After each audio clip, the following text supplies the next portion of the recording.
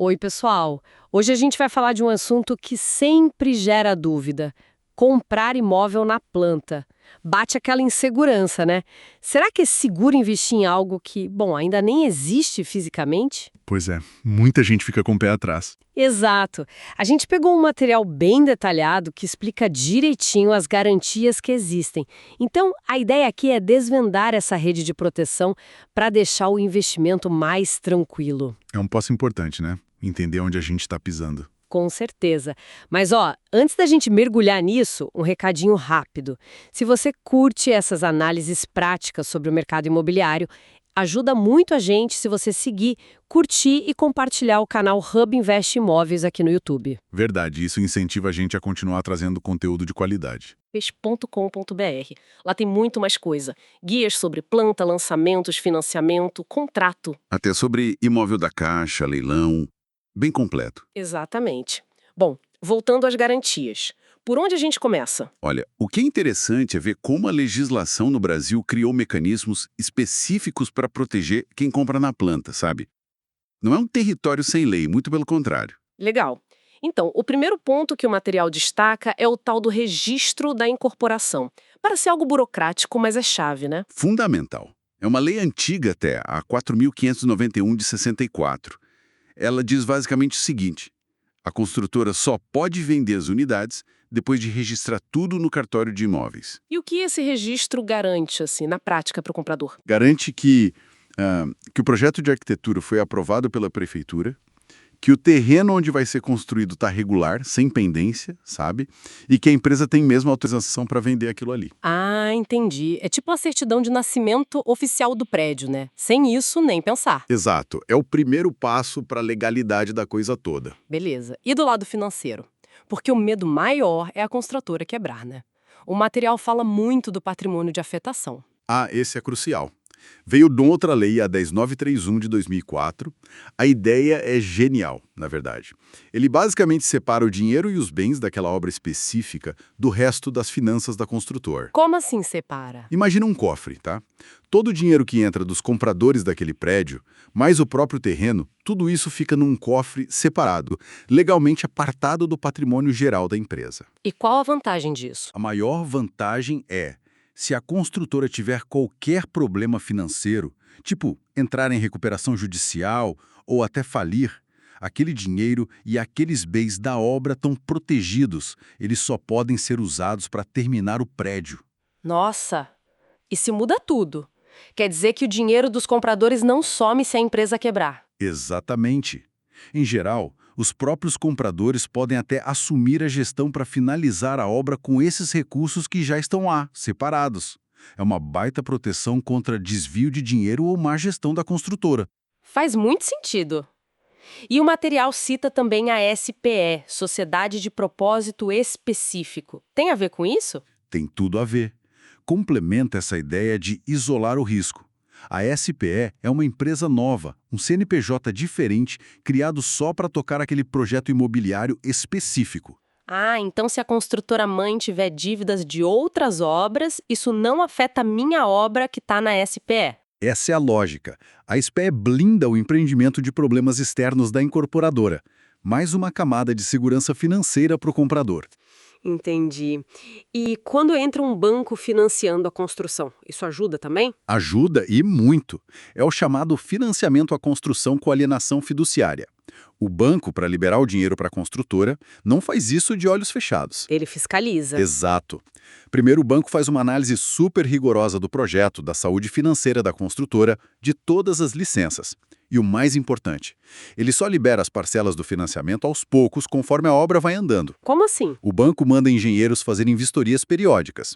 Ah, levantou a estrutura do primeiro andar? Ok, libera uma parte da grana. Fez a alvenaria do segundo? Libera mais um pouco. Se a obra parar, o dinheiro para de sair também. Caramba, então o banco vira quase um auditor da obra, né? Interessado em que tudo dê certo. Exatamente. O interesse do banco está alinhado com o do comprador, que a obra seja concluída. E ainda tem seguro. O material menciona um seguro de conclusão de obra. Existe sim.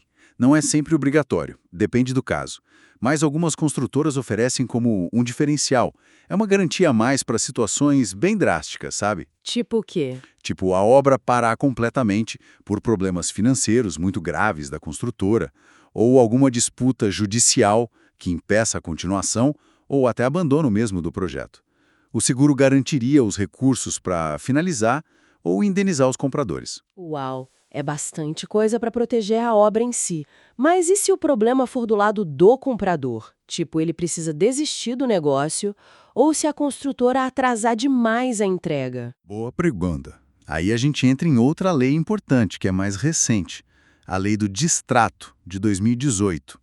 Ela veio para colocar umas regras mais claras nisso. E o que ela diz, basicamente? Ela define limites para a multa que a construtora pode cobrar se o comprador desistir. Se o prédio tiver o patrimônio de afetação que a gente falou. Aquele separa o dinheiro. Isso. Nesse caso, a construtora pode reter até 50% do que o comprador já pagou. Se não tiver afetação, o limite da multa é menor, 25%. Entendi.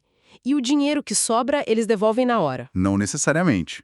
A lei também dá um prazo para essa devolução, que pode ser um pouco longo, às vezes até 180 dias depois do distrato, ou só depois da obra ficar pronta, dependendo do caso.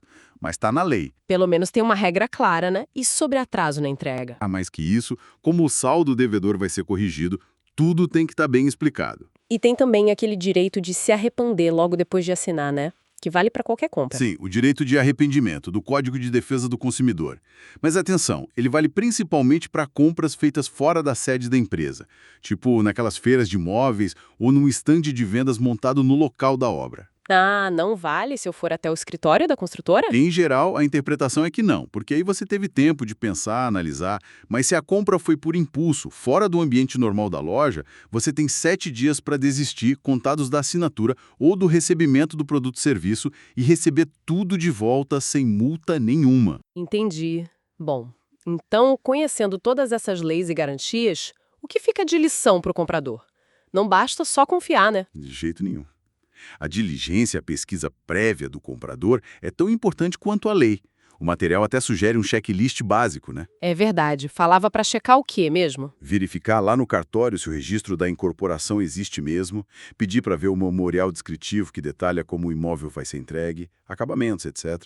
Confirmar se tem patrimônio de afetação, se tem SPE, ler o contrato com muita atenção. Principalmente as cláusulas de multa, reajuste, prazo. Exato. E, claro, pesquisar o histórico da construtora. Ver outras obras que ela entregou, se teve muito atraso ou reclamação. O Procon e a internet ajudam muito nisso hoje. Faz sentido. Então, juntando tudo, tem o registro obrigatório, tem a separação do dinheiro com afetação e SPE, tem o banco fiscalizando, às vezes tem seguro, tem regras claras para desistência e atraso, e o direito de arrependimento em alguns casos. Ufa! É uma rede de proteção bem robusta, né? Sim. No fim, comprar na planta ainda tem seus riscos, claro, como qualquer investimento, mas não é um salto no escuro total.